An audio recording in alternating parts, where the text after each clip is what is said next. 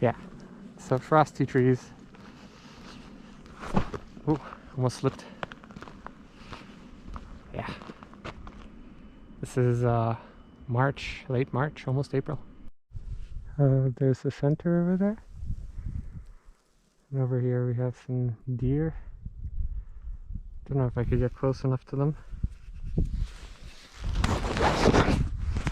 I'll try to bike like this.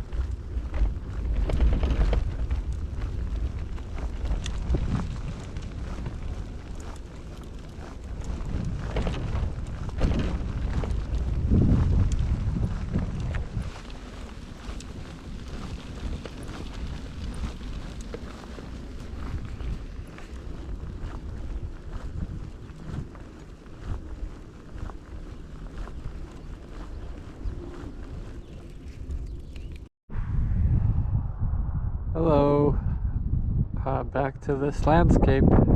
I should probably talk about the meditation retreat I went on more. Maybe meditation techniques? Yeah. So I mean, I've talked about most of these, but I know, let's say I more or less know 4 meditation techniques. They are,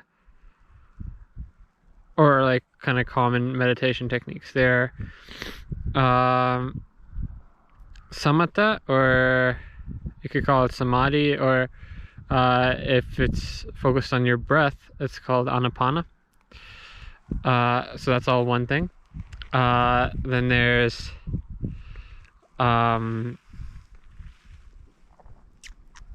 there is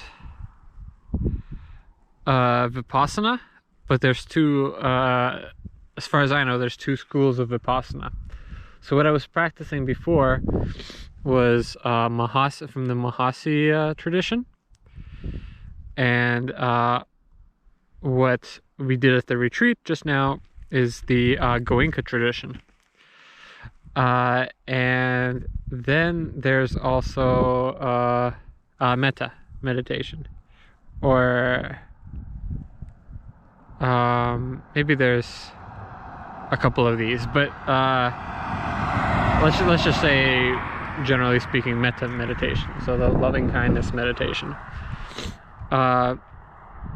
So the Samatha, Samadhi, Anapana, that's used to build focus, concentration, tranquility, and it's about focusing on your breath, or in general some object, but breath is a pretty good and accepted one.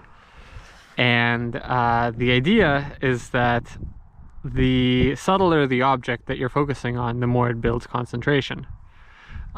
So with breath, you know, as you concentrate on it more, often it gets more and more subtle, more and more shallow.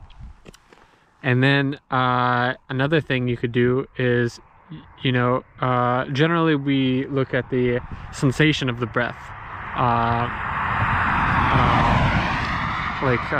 yeah, on the skin, like under your nose, or around your nostrils, or in your nose,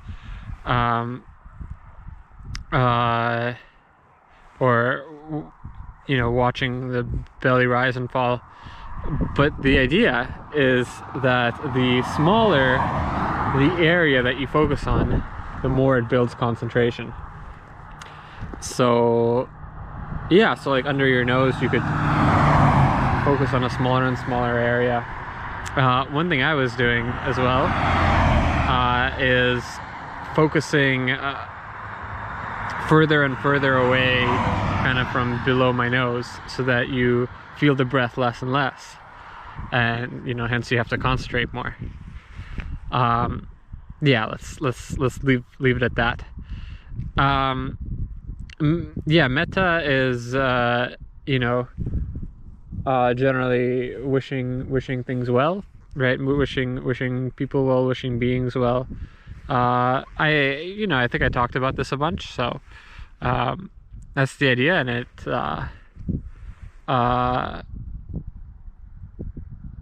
kind of creates this kind of sympathetic joy within you. And then there's Vipassana. So in general, I think Vipassana is meant to kind of it's like a pretty key thing. It's meant to purify your mind. And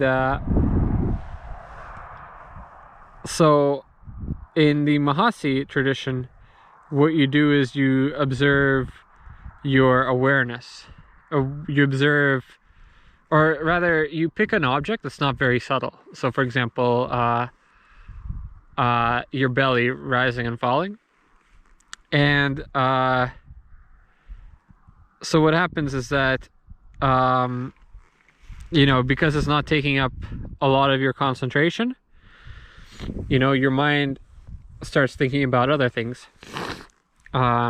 simultaneously, and so things arise easily, and then you can or I'm not sure if that's the theory exactly, but the point is that that's kind of my theory. But the point is, you focus on a less subtle object, such as your breath rising and falling, and then thoughts arise and emotions arise, and your awareness might shift to something else, and then you kind of note whatever you shifted your awareness to, and shift your awareness back to the original object.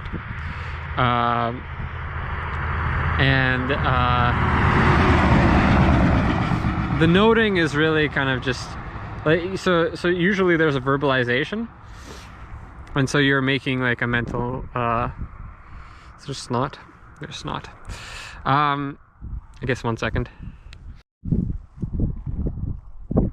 So in the Goenka tradition, there's this well, I think in general there's this idea that your emotions, right, your thoughts, everything also manifests themselves in the body, right? Like I often observe things like in my chest, corresponding to different emotional states, let's say. And so in the Goenka tradition, the idea is that you observe sensations in your body, so you actually don't observe the mind. And the idea is that you react to them with equanimity, and that kind of trains your body to react to sensations with equanimity, right? So neither clinging to any sensation or having aversion towards any sensation. So yeah, and the sensations are actually like also like thoughts and emotions and stuff, right? So you effectively kind of purify your mind in that sense. And it's kind of less transparent in the sense in how it works, but it's cool because it seems to work pretty well for a lot of people. Yeah. So I don't know, I've been really thinking about the ups and downs of the two types of Vipassana. Yeah, and I haven't really made much strong conclusions. So yeah, I'll leave that explanation at that. But in general, yeah, the course is pretty cool. Yeah, great people.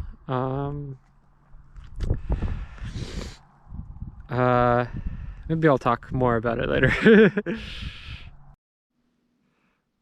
Okay, so this is the following day, and we are at a warm showers hosts. No, it's not the following day. It's 2 days later. Yeah. So I stayed here 2 nights, and yeah. So yeah, it's been good. The first day cycling was I mean it was kind of hard physically, like just I guess I didn't eat enough, but I couldn't eat enough because my stomach wasn't used to eating a lot. Uh, but I thought I'd talk a little bit more about the retreat. Um, so these are Vipassana retreats. Um, I guess Goenka Vipassana retreats. So Goenka is somebody who is a meditation teacher who, recorded himself giving instructions and such, and so you could,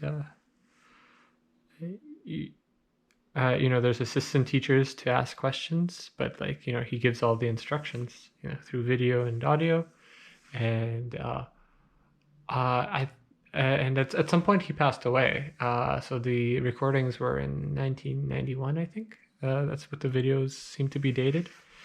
Yeah, but yeah. So like I said before, it's kind of a lot of body scanning. What else?